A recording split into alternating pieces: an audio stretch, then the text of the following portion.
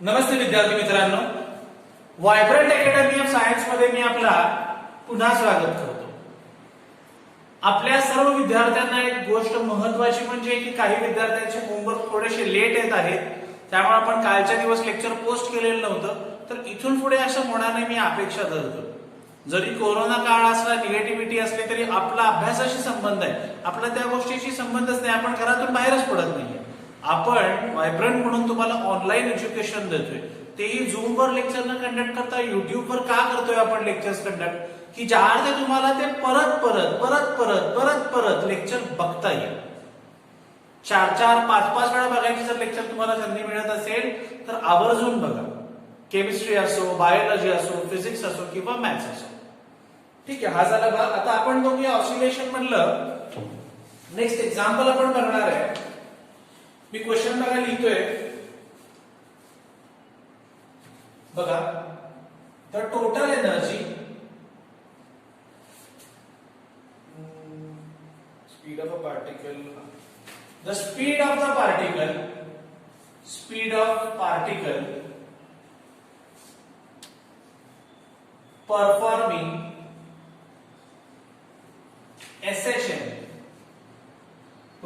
SHM are 8 centimeter per second and 6 centimeter per second at displacements 6 centimeter and 8 centimeter. हा question मध्ये दिलेला part आहे बघा. आणि खाली ते काय म्हणले, खाली म्हणले ते find its period and amplitude. तुम्ही जर नीट गोष्ट ऑब्झर्व केली तर आपल्याला फाइंड आउट काय करायचं आहे बघा. मला फाइंड आउट करायचं आहे पीरियड आणि एम्प्लिट्यूड. आणि मला दिलेलं काय आहे बघा. मी पहिल्यांदा गिवन लिहितो. मला दिलेलं काय आहे. गिवन मध्ये मला गोष्टी काय दिल्यात बघा. The speed of particle performing SHM are 8 centimetre per second and 6 centimetre per second. Speed म्हणजे V1 दिलंय आणि V2 दिलंय. V1 दिलंय 8 सेंटीमीटर पर सेकंड आणि V2 दिलंय 6 सेंटीमीटर पर सेकंड. V1 आणि V2 दोन गोष्टी मला दिलेल्या आहेत क्वेश्चन मधनं. मला क्लिअर कळते 8 centimetre per second and 6 centimetre per second. आणि त्याचबरोबर मला अजून एक गोष्ट तरी सांगितलेली आहे. ऍट डिस्प्लेसमेंट 6 सेंटीमीटर आणि 8 सेंटीमीटर. म्हणजे मला डिस्प्लेसमेंट सुद्धा दिलेली आहे. डिस्प्लेसमेंट किती दिली आहे बघा. 6 सेंटीमीटर आणि दिलेली आहे 8 सेंटीमीटर. अशा दोन मला डिस्प्लेसमेंट दिलेले आहेत. तर हा झाला प्रश्न. आपण त्यामध्ये गिवन प्लॉट केलं. आता मला ऍक्च्युअली फाइंड आउट काय करायचंय बघा. ती गोष्ट मला लिहिली पाहिजे. मला फाइंड आउट काय करायचंय. मी टू फाइंड मध्ये लिहितो. टू फाइंड मध्ये काय बघा. पिरियड. पहिली गोष्ट मला फाइंड आउट करायची आहे पिरियड. आणि दुसरी गोष्ट मला फाइंड आउट करायची आहे एम्प्लिट्यूड. दुसरी गोष्ट काय मला फाइंड आउट करायची आहे एम्प्लिट्यूड. मला फाइंड आउट करायचे. मला पिरियड आणि एम्प्लिट्यूड दोन गोष्टी काढायच्या. मग पिरियड म्हणजे आपण काय म्हणतो नोटेशन त्याला T. आणि एम्प्लिट्यूडला काय म्हणतो आपण कॅपिटल A और स्मॉल a. काही म्हणू शकता तुम्ही. हे झालं बघा गिवन झालं आणि काय झालं टू फाइंड झालं. आता सोल्युशनला जात असताना आपण थोडंसं मागे जाऊया. मी तुम्हाला एक गोष्ट सांगितलेली होती की लेक्चर जेव्हा चालू असेल तेव्हा पॉज करायचं. जे सर बोर्डावर लिहितायत ते सगळं तुम्ही देखील लिहून घ्यायचं. आणि तुम्ही लिहून घेतलेलं आहे. जर तुम्ही लिहिलं असेल तर तुम्हाला आठवत असेल की वेलॉसिटीची इक्वेशन काय होती. वेलॉसिटीची इक्वेशन काय होती बघा. V इज इक्वल टू काय होतं. V इज इक्वल टू होतं omega under root a square minus x square होतं.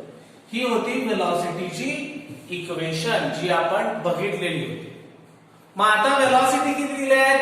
1 आणि 1 2. मग मी म्हणतो V1 V2. V1 किती असणार आहे बघा. Omega under root a square minus x1 square. a square minus x1 square.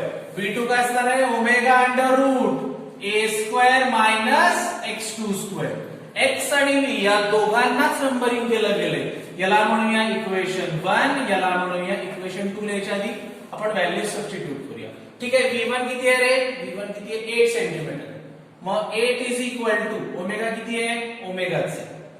Under root a square तर ए स्क्वेअरच आहे मायनस x1 किती आहे? x1 आहे 6. 6 चा स्क्वेअर 36. इक्वेशन नंबर 2 झाली. क्लिअर गोष्ट. आपण काय घेतलं बघ? V1 घेतलं आणि त्यातल्या या गोष्टी आपण सॉल्व्ह केल्या. सर बाद झालं आता आपण पुढे घेऊया बघा. आता काही आहे लागणार का बघू. आता बघा आपण V2 घेऊया. V2 इज इक्वल टू बघा. V2 इज इक्वल टू परत काय येणार? Omega under root a square minus x2 square. परत व्हॅल्यू पुट करूया. चला ही झाली इक्वेशन नंबर 3. व्हॅल्यू पुट केल्यावर काय? V2 किती आहे? 6 is equal to omega under root A चा स्क्वेअर ए स्क्वेअर मायनस x2 किती आहे? 8. 8 चा स्क्वेअर 64. Equation number 4. बघा आपण अशा रीतीने इक्वेशन 1, 2, 3 आणि 4 चारही इक्वेशन्स आपण घेतलेले आहेत. ठीक आहे. आता आपण पुढे जाऊया. चारही इक्वेशन्स घेतल्यावर मी म्हणतो फ्रॉम 2 and 4 आपण दुसरी इक्वेशन आणि चौथी इक्वेशन घेतलेली आहे. आता आपण काय करूया? डिवाइड करूया. 8/6 is equal to omega under root a square minus 36 upon omega under root a square minus 64. जर ही इक्वेशन आपण रेशिओज मध्ये घेतली तो कॅन्सल काय होईल बघा?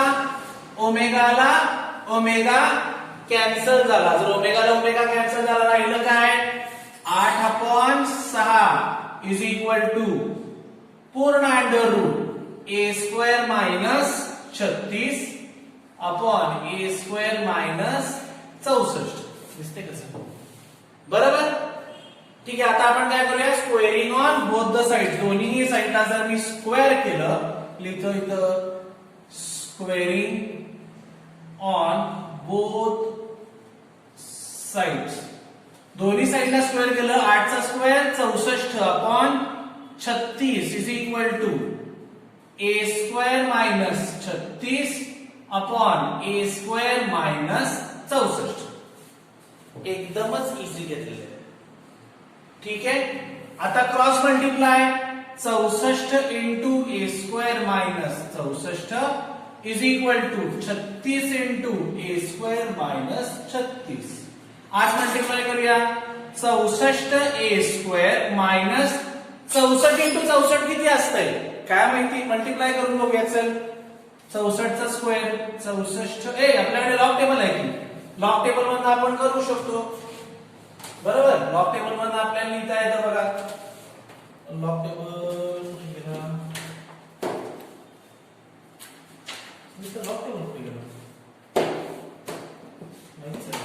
वर लॉग टेबल सापडत नाही. तो आपण तुम्हाला लॉग टेबलचं शिकवलेलं आहे. आपण मल्टिप्लाय करूया. सरळ 64 इंटू 64. 4 into 4 16 carry 1. 6 4 24 25 0. 6 4 24 1 राहिला 2 राहिले ना. 36 38 राहिलं झालं काय बघ? 6 9 0 1 4 0 9 6. हा 64 चा स्क्वेअर आहे. किती स्क्वेअर झाला? 64 9 40 96. हा झाला square is equal to 36 A square minus 36 into 36. हे पण करून बघूया आपण काय येते. 36 इंटू 36. 6 6 36. 6 कॅरी 3 18 21 0. 3 6 18 8 कॅरी 1 9 10 6 9 2 1. काय येते? 1296 येते. काय येते? 1296 येते. आता आपण दोन्ही इक्वेशन्स रिएडजस्ट करून घेऊया. एक साइडला घ्यायचं ए स्क्वेअर, एक साइडला घ्यायचे फक्त नंबर्स. त्याप्रमाणे काय येणार बघा.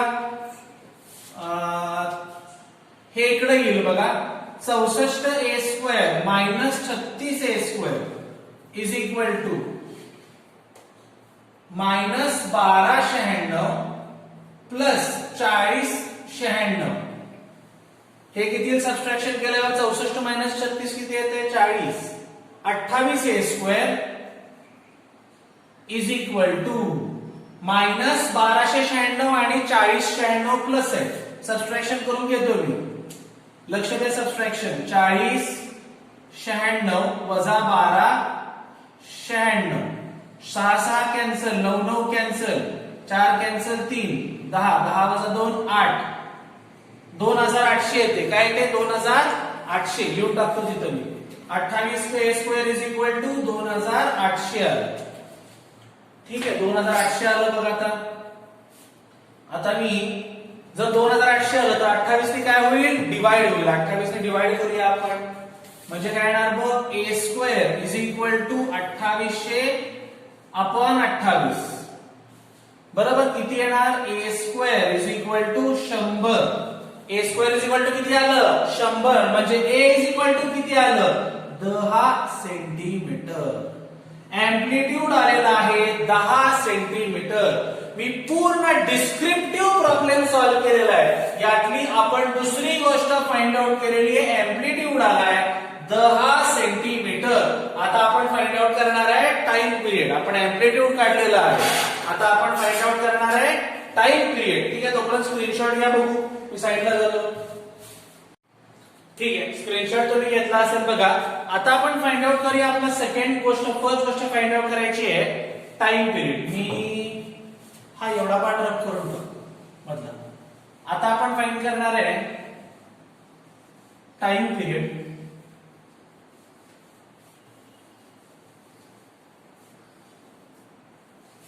ठीक आहे टाइम पिरियड मध्ये बघा फॉर्म्युलाच आपल्याकडे आहे सगळे. T is equal to 2 pi upon omega. हे आपल्याकडे फॉर्म्युलाच आहे. T is equal to 2 pi upon omega. पण आता टाइम पिरियड काढायला माझ्याकडे ओमेगा कुठे आहे. माझ्याकडे ओमेगा नाहीच आहे. मग ओमेगा मला पहिला फाइंड आउट करणं गरजेचं आहे. मग त्यासाठी मी म्हणतो v is equal to omega under root a square minus x square v1 x1. आता आपण व्हॅल्यू टाकूया आणि ओमेगा फाइंड आउट करूया. ओमेगा काढला की ओमेगा यात टाकायचा आणि टाइम पिरियड काढायचा. v1 किती दिलाय 8 is equal to omega omega राहील अंडर रूट ए किती काढला आता 10. 10 चा स्क्वेअर मायनस 6 चा स्क्वेअर म्हणजे काय 8 is equal to omega under root 100 minus 36. म्हणजे 8 is equal to omega under root 64. 100 minus 36 किती असते 64. आणि अंडर रूट 64 किती 8. 8 is equal to omega into 8. आता बघा काय या 8 ला हा 8 कॅन्सल आणि ओमेगा is equal to 1 rad per second. Omega आलेला आहे. जर ओमेगा आलेला आहे तर आता आपण टाइम पिरियड काढू शकतो. आता टाइम पिरियड काढायचं तर मी इथे पुट करतो व्हॅल्यू रब करतो. मी गिवन टू फाइंड तसंच ठेवलेलं आहे मुद्दाम. त्याला डिस्टर्ब नाही केलेलं. आता मी फाइंड आउट करत असताना t is equal to 2 pi upon omega म्हणजेच 2 पाय अपॉन ओमेगा 1च आहे. म्हणजे t इज इक्वल टू काय 2 पाय सेकंद. पाय म्हणजे किती असते 3.14. म्हणजे 2 into 3.14 is equal to 6.28 second असेल टाइम पिरियड. हे बघा आपण दुसरी गोष्ट फाइंड आउट केली. टाइम पिरियड फाइंड आउट केली आणि मगाशी एम्प्लिट्यूड केलेलं. क्वेश्चन मधलं पिरियड आणि एम्प्लिट्यूड दोन्ही आपण फाइंड आउट केलेलं आहे. आणि हा संपला आपला पहिला प्रॉब्लेम. ठीक आहे स्क्रीनशॉट घ्या सगळ्यांनी. म्हणजे पुढचा प्रॉब्लेम बघूया.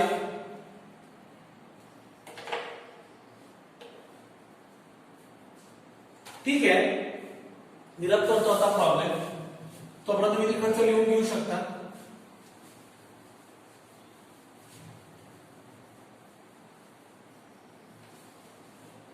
आता बघा आपला सेकंड प्रॉब्लेम आपण काय बघणार आहे. क्वेश्चन जरा मोठा आहे लक्ष द्या. A body of mass 0.2 kg. आपण डायरेक्ट आता गिवन लिहायचंय. अ बॉडी ऑफ मास किती सांगताय 0.2 kg. जर 0.2 kg बद्दल बोलताय तर गिव्हन मध्ये पहिली गोष्ट काय, मास 0.2 kg. Performs linear SHM. Linear SHM म्हणजे आपल्याला एक गोष्ट क्लिअर झाली पाहिजे. टॉपिक कुठला आहे, ऑसिलेशन आहे. आता आपण ऑसिलेशन घेतोय म्हणून जेव्हा बोर्डाचा पेपर असेल तेव्हा कळायला पाहिजे कुठला टॉपिक आहे. म्हणजे ऑसिलेशन आहे मला कळालंय आणि मास मला दिलेलं आहे. It experiences a restoring force. तरी काय सांगितलं बघा, रिस्टोरिंग फोर्स. मी लिहितो इथं रिस्टोरिंग फोर्स म्हणजे एफच किती दिलंय, 0.2 न्यूटन दिले. ठीक आहे, 0.2 Newton. When it's displacement from the mean position is 4 centimetre. काय दिलंय त्याने, डिस्प्लेसमेंट दिलेली आहे म्हणजे एक्स दिले. डिस्प्लेसमेंट दिलेली आहे म्हणजे काय आहे, एक्स आहे. किती आहे, 4 सेंटीमीटर. सेंटीमीटरचं मीटर करताना 10⁻² मीटर म्हणजे 0.04 मीटर. ठीक आहे, या गोष्टी तर आपल्याला दिलेल्या आहेत. आता टू फाइंड मध्ये काय आहे हे आपल्याला बघणं महत्वाचं आहे.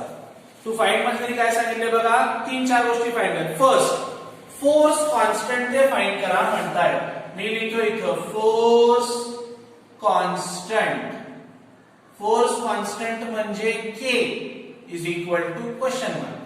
सेकंड गोष्ट काय फाइंड करा म्हणतात बघूया, एक्सिलरेशन ऑफ द बॉडी. काय नाही, सेकंड आहे period of SHM. Second period of SHM काढायचा आहे, PERIOD पिरियड ऑफ एसएचएम काढायचा आहे म्हणजे T is equal to question mark. आणि तिसरी गोष्ट पण एक फाइंड आउट करायला सांगितली आहे, acceleration of the body when its displacement from the mean position is 1 centimeter. आपल्याला काय फाइंड आउट करायचं बघा, तिसरं फाइंड आउट करणं जरा वेगळं, नीट लक्ष द्या. मी लाल पेनने लिहितो. एक्सिलरेशन काढायचंय किती, when x दिलाय त्यांनी 1 सेंटीमीटर. समजतंय का, एक्सिलरेशन काढायचंय पण केव्हा, जेव्हा x 1 सेंटीमीटर असेल. प्रॉब्लेम मध्ये 4 सांगतायत पण आपल्याला 1 सेंटीमीटर असणारा एक्सिलरेशन फाइंड आउट करायचंय. ठीक आहे, हा झाला प्रॉब्लेम. मी हा मागचा प्रॉब्लेम रद्द करून टाकतो. तुम्ही लिहून घेतला असेल, समजला असेल. प्रॉब्लेम समजला नसेल तर मला फोन करून शुअरली विचारायचं आहे की प्रॉब्लेम कसा सोडवा. मी तुम्हाला परत एक्सप्लेन करू शकतो पण तुम्ही विचारलं पाहिजे तर आम्हाला ते कळणार. ठीक आहे, हे झालं गिव्हन आणि टू फाइंड. ठीक आहे, आता आपण गेलो बघा सोल्युशनला. सोल्युशन मध्ये आता मला 3 गोष्टी फाइंड आउट करायच्या. मला पहिली गोष्ट फाइंड आउट करायची आहे फोर्स कॉन्स्टंट. मला माहिती आहे सोल्युशन मध्ये मी फर्स्ट लिहितो F is equal to -kx असते. हे आपण रिलेशन तर खूप वेळा बघितले. F इज इक्वल टू काय असते, -kx असते. मग इथे F कोण आहे, इथं F आहे बघा फोर्स. तो पण कुठला, रिस्टोरिंग वाला. K कोण आहे, कॉन्स्टंट. आणि X कोण आहे, डिस्प्लेसमेंट. बरोबर, या 3 गोष्टी तर मला माहितीच आहे.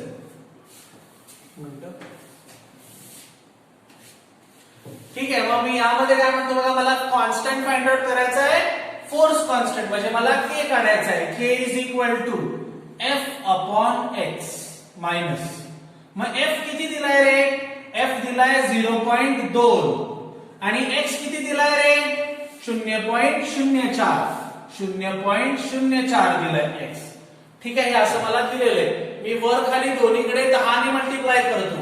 वर खाली जर 10 ने मल्टिप्लाय केलं बघ, 0.2 अपॉन 0.04 इंटू वर 10 खाली 10. वरनी 10 वर 10 ने मल्टिप्लाय केलं तर 2 येईल. खाली 10 ने मल्टिप्लाय केलं तर 0.4 येईल. 4 इकडे आला. मी अजून 10 ने मल्टिप्लाय करतो, मग किती येईल, 20 अपॉन 4 येईल. 4 एके 4, 4 5 20 म्हणजे आलं किती, 5 कॉन्स्टंट काढलाय ना आपण, 5 न्यूटन पर मीटर काढला बघा आपण. 5 न्यूटन पर मीटर ही झाली व्हॅल्यू K ची. K is equal to 5 newton per metre. आपण पहिली गोष्ट फाइंड आउट केलेली आहे की ज्याला आपण म्हणतोय force constant, that is 5 newton per metre. Second मला फाइंड आउट करायचं आहे टाइम पिरियड, आणि टाइम पिरियड मला फाइंड आउट करत असताना माझ्याकडे इक्वेशन्स कुठल्या कुठल्या आहेत मी बघू शकतो. बरं ठीक आहे, सेकंड फाइंड आउट करूया. टी इज इक्वल टू काय असते 2 पाय अपॉन ओमेगा. आता माझ्याकडे ओमेगा कुठं आहे का? ओमेगा माझ्याकडे कुठेच नाहीये. ओमेगा माझ्याकडे कुठेच नाहीये. मला ओमेगा कुठे क्वेश्चन मध्ये दिलाय का? नाही दिलेला मला क्वेश्चन मध्ये कुठेच. पण मग ओमेगाच्या ऐवजी मी काय लिहू शकतो का? तर मला माहितीये 2 पाय अपॉन, आठवतंय टेक्स्टबुक घेऊया आपण. टेक्स्टबुक कुठे गेली? हा इथेच आहे. या 12 टेक्स्टबुक कुठे बघा? 12 मध्ये. हे बघा मी टेक्स्टबुक घेतली. आता मी ऑसिलेशन काढतो. ऑसिलेशन मध्ये मला सांगितले ते सुरुवातीला ओमेगा म्हणजे कोण आहे? बघा omega is equal to under root K by M सांगितले मला. त्यांनी काय सांगितलं बघा, मी इथं लिहितो. But omega is equal to under root K upon M.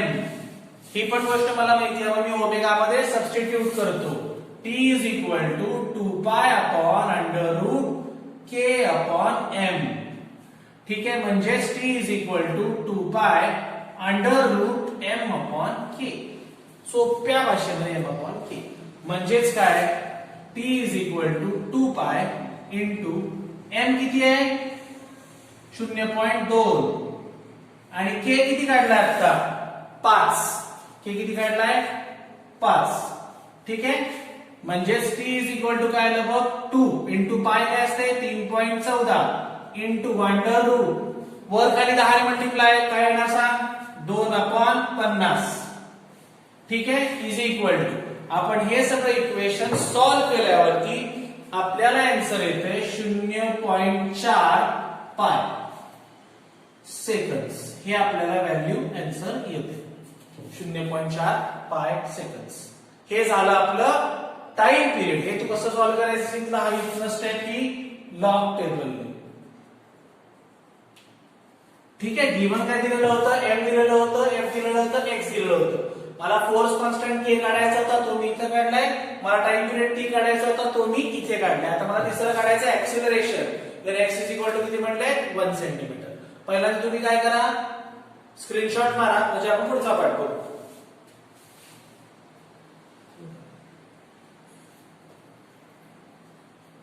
ठीक आहे, तुम्ही स्क्रीनशॉट काढलेला असेल. मी आता हा मधला पाठ रफ करतो. मग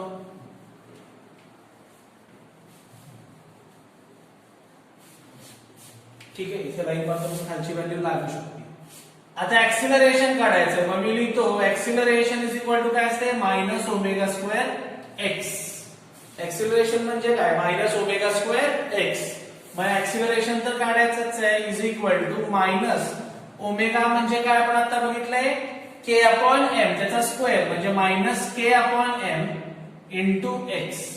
मायनस के किती व्हॅल्यू आहे 5 अपॉन एम ची व्हॅल्यू किती आहे 0.2 इंटू एक्स ची व्हॅल्यू किती आहे आता सांगितलंय. एक्स किती घ्यायचा आहे 1 सेंटीमीटर म्हणजे 1 into 10 raise to minus 2. 10 raise to minus 2 का घेतलंय मी X is equal to 1 centimetre म्हणजेच 1 into 10 raise to minus 2 metre म्हणजे 10 रेज टू मायनस 2 मीटर. मग ते मी तिथं घेतलेलं आहे. म्हणजे काय आलं -5 upon 0.2 into 10 raise to minus 2. ठीक आहे, आता वर खाली 10 ने मल्टिप्लाय करतो इथं म्हणजे काय येणार -550 upon 2 into 10 raise to minus 2.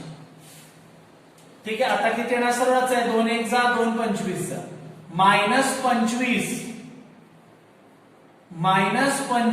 Into 10 raise to minus 2. Acceleration आहे म्हणजे मीटर पर सेकंड स्क्वेअर. हे झालं value answer -25 into 10 raise to minus 2 metre per second square. ही आपण फाइंड आउट केली आपली तिसरी व्हॅल्यू. सर्व विद्यार्थ्यांनी स्टार करून घ्यायचा आहे. प्रॉब्लेम दोन्ही खूप इम्पॉर्टंट आहे. तुम्हाला होमवर्कला देखील हे प्रॉब्लेम दिले जाणार आहेत. आज होमवर्कला आपली 4 प्रॉब्लेम देणार आहेत. 2 हे आहे असे असतील आणि 2च्या मी व्हॅल्यूज बदललेले असतील. ते मी बोर्डवर लिहितो तिसरा आणि चौथा प्रॉब्लेम. मग तुम्ही मला उत्तर टाकायचे की उत्तर जी बरोबर आहेत का मी मॅच करून घेऊ. ठीक आहे, स्क्रीनशॉट घ्या पहिल्यांदा. बर, स्क्रीनशॉट घेऊन तुमचं झाला असेल, ठीक आहे, बस करूया. तर ठीक आहे, हे झाले बघा आपले 2 प्रॉब्लेम. आता उर्वरित 2 प्रॉब्लेम मी तुम्हाला होमवर्क क्लास देतोय. टोटल 4 प्रॉब्लेम होमवर्कला असते. सर्व विद्यार्थ्यांना सक्त आदेश आहे की उद्या संध्याकाळी 5 वाजेपर्यंत ज्या विद्यार्थ्याचा होमवर्क येणार नाही त्या विद्यार्थ्याला 200 रुपये आतापासून फाईन लावला जाईल. त्यामुळे सर्वांनी घरी राहा, सुरक्षित राहा आणि होमवर्क करत राहा आणि आपले लेक्चर बघत राहा आणि शुअर सबस्क्राईब करा चॅनलला. धन्यवाद.